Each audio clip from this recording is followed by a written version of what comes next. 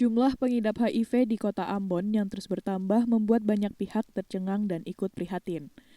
Penambahan jumlah kasus ini menunjukkan banyak anak muda di kota Ambon yang terpapar karena terbawa arus pergaulan bebas. Untuk menyadarkan anak muda menjauhi perilaku gaya hidup bebas, sejumlah kalangan menginisiasi gerakan edukasi yang lebih masif terkait bahaya virus HIV bagi kesehatan tubuh. Ahli Kesehatan Masyarakat dari Fakultas Kesehatan UKIM Ambon, Wilma Mamuli SKMMkes, menyatakan gerakan pencegahan bahaya HIV/AIDS perlu terfokus pada kalangan remaja dan anak muda karena jumlah pengidap lebih banyak dari kalangan ini. Untuk itu, diperlukan sinergitas antara organisasi kepemudaan nonformal dengan pihak terkait dalam aksi edukasi ke kalangan muda.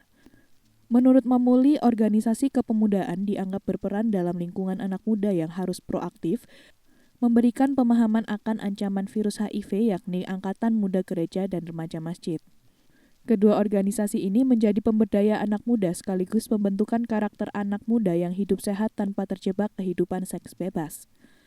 Oleh karena itu, mungkin sosialisasi bukan saja diberikan kepada pencegahan itu harus dilakukan ya, sosialisasi diberikan juga kepada remaja-remaja yang memang dia belum sama sekali, yang dia masih ini ya, yang belum terinfeksi maupun yang misalnya ketemu punya di gereja atau di masjid, angkatan muda, remaja-remaja itu wajib harus disentuh sampai yang sebegitu. Jangan katong bilang bahwa HIV/AIDS ini tabu atau apa, itu salah. Karena ketika pemahaman itu tidak diberikan kepada remaja, maka remaja ini angka kasusnya akan semakin tinggi dari kalangan remaja ini. Ditambahkan Mamuli, jika organisasi kepemudaan lebih peka melihat data aktual soal pengidap HIV yang makin bertambah, tentu akan tergerak memberikan sosialisasi yang efektif.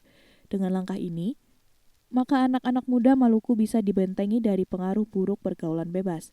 Mamuli ikut menyayangkan pertambahan angka kasus pengidap HIV yang telah dirilis Dinas Kesehatan Maluku di awal tahun ini. Tim Liputan TVRI Maluku melaporkan.